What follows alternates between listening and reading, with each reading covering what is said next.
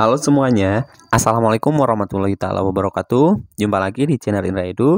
Nah, untuk hari ini kita akan meneruskan pembahasan materi mata pelajaran PPKN kelas 9 pertemuan ketiga bab 5 tentang upaya penyelesaian permasalahan dalam keberagaman.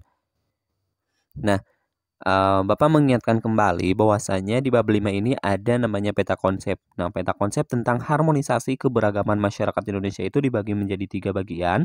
Yang pertama adalah harmonisasi, makna harmonisasi dalam keberagaman sosial budaya, ekonomi, dan juga gender. Yang kedua, tentang permasalahan dan akibat yang muncul dalam keberagaman masyarakat Indonesia. Dan yang terakhir, yang ketiga, yaitu upaya penyelesaian masalah dalam keberagaman. Nah, untuk bagian satu dan bagian kedua sudah kami bahas dan sekarang kita akan membahas tentang upaya penyelesaian masalah dalam keberagaman. Baik, langsung saja kita masuk pada materinya. Nah, upaya penyelesaian permasalahan dalam keberagaman. Nah, setiap permasalahan tentunya dalam kehidupan masyarakat harus segera diselesaikan sehingga tidak berdampak buruk bagi masyarakat. Nah, upaya penyelesaian permasalahan dalam keberagaman masyarakat Indonesia dilakukan dalam berbagai bidang kehidupan ya. Nah, yang pertama yaitu bidang sosial budaya. Nah, upaya penyelesaian permasalahan sosial budaya, ekonomi gitu ya, terus juga gender. Permasalahan sosial dalam kehidupan masyarakat dapat diselesaikan dengan berbagai cara. Berikut upaya dalam mengatasi permasalahan sosial budaya. Nah, dalam sosial budaya yang pertama menjadi orang tua asuh bagi anak sekolah yang kurang mampu. Oke, berarti menjadi orang tua di sini orang tua asuh bagi anak-anak yang sekolahnya itu adalah kurang mampu ya. Oke. Yang kedua, tokoh agama memberikan penyuluhan tentang keimanan dan moral dalam menghadapi persoalan sosial. Oke, ini sangat penting bahwasanya tokoh agama itu harus memberikan penyuluhan tentang keimanan dan ketakwaan itu ya. Khususnya dalam moral supaya bisa membentengi anak-anak tidak terjadi permasalahan-permasalahan yang tidak diinginkan gitu ya.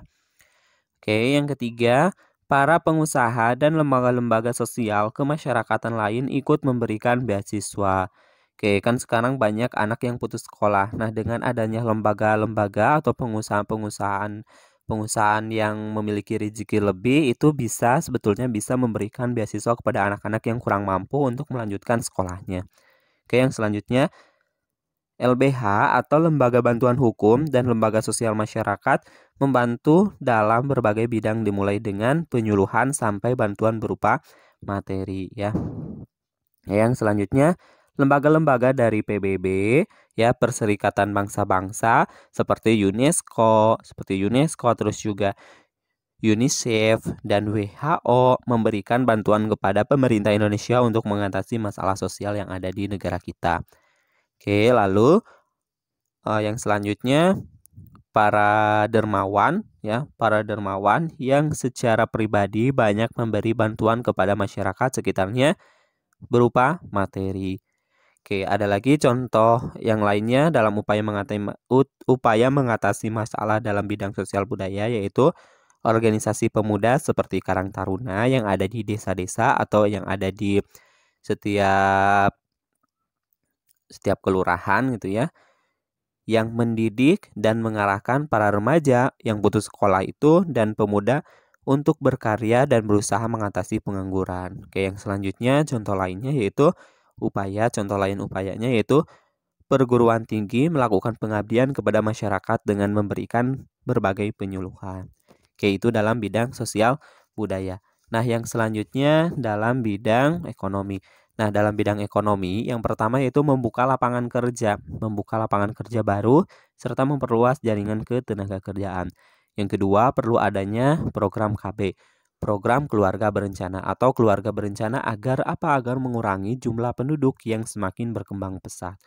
Oke, yang ketiga, adanya batasan untuk konsumsi produk-produk dari luar negeri dan lebih menumbuhkan kecintaan terhadap produk-produk yang ada di dalam negeri. Oke, meningkatkan relasi usaha. Yang ketiga yaitu yang keempat yaitu meningkatkan relasi usaha atau bisnis pada jaringan kerja. Nah, seperti membatasi berdirinya gedung-gedung dari tanah persawahan. Oke, yang terakhir, membangun hubungan dalam sektor ekonomi dengan negara lain seperti menjual produk ke luar negeri itu membangunnya dengan baik ya, hubungan baik. Oke, yang ketiga yaitu dalam bidang gender. Nah, dalam bidang gender yang pertama meningkatkan kualitas hidup perempuan. Yang kedua, memajukan tingkat ketertiban perempuan dalam proses politik, jabatan politik. Oke, yang ketiga, menghapus segala bentuk kekerasan terhadap perempuan. Yang keempat, meningkatkan pelaksanaan dan memperkuat kelembagaan gender. Yang kelima, meningkatkan partisipasi masyarakat. Oke, yang selanjutnya yaitu pembahasan yang kedua tentang menjaga keharmonisan keberagaman masyarakat dalam kehidupan sehari-hari. Nah, untuk menghindari terjadinya permasalahan sosial, maka kita harus menjaga keharmonisan dalam keberagaman tersebut.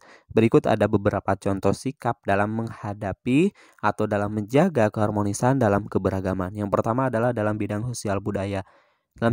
Dalam bidang sosial budaya, tentunya kita harus saling menghormati dan menghargai adanya keberagaman budaya. Yang kedua, menerima keberagaman budaya sebagai kekayaan bangsa, ya.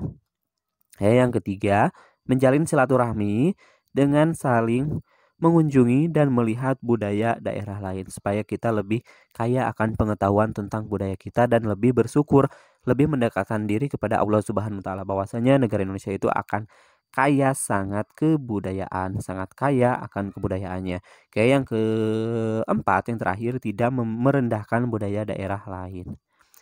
Yang selanjutnya yaitu dalam bidang ekonomi. Nah, dalam bidang ekonomi, berikut contoh sikap menjaga keharmonisan dalam bidang ekonomi yang ada di negara Indonesia. Yang pertama, tidak mengejek teman yang ekonominya kurang dari kita. Kayak itu tidak baik ya, tidak baik. Kayak yang kedua, bijaksana dalam berekonomi. Ya, bijaksana dalam berekonomi. Ya, gunakan sesuai dengan kebutuhan, tapi jangan sampai semua keinginan kita itu terpenuhi. Tapi kebutuhan kita dulu yang harus kita terpenuhi. Oke, yang ketiga yaitu menerapkan prinsip-prinsip ekonomi dengan baik. Yang keempat, sikap atau sigap dan tanggap dalam mencari informasi mengenai ekonomi terkini. Ya, jangan sampai termakan oleh info-info bohong atau info-info hoax. Yang selanjutnya, yang terakhir, tidak cepat mengecam keputusan pemerintah terkait isu ekonomi. Nah, yang terakhir dalam bidang gender. Nah, dalam bidang gender di Indonesia ya pendekatan gender telah diambil untuk meningkatkan status perempuan melalui peningkatan peran dalam pembangunan bangsa. Nah, peranan strategis perempuan dalam menyukseskan pembangunan bangsa dapat dilakukan melalui peranan sebagai berikut. Yang pertama, peran perempuan dalam keluarga, dalam pendidikan, dalam ekonomi, terus juga dalam kelestarian lingkungan dan dalam bidang politik ya. Nah, itu adalah peranan strategis perempuan dalam menyukseskan pembangunan bangsa. Oke. Ya, nah di Indonesia perempuan diberikan tempat untuk dapat berperan di bidang politik. Nah, hal tersebut dapat dibuktikan dengan adanya aturan yang berisi keharusan memasukkan kuota 30% caleg perempuan. Nah, ini adalah quote terakhir. Ini adalah pengingat untuk kita semua bahwasanya kepedulian merupakan suatu cara bagaimana kita memperlakukan orang lain dengan sebaiknya sebagaimana jika kita ingin diperlakukan baik oleh orang lain. Makanya kita harus memperlakukan orang lain itu dengan baik dan nanti akan kembali lagi kepada diri kita sendiri.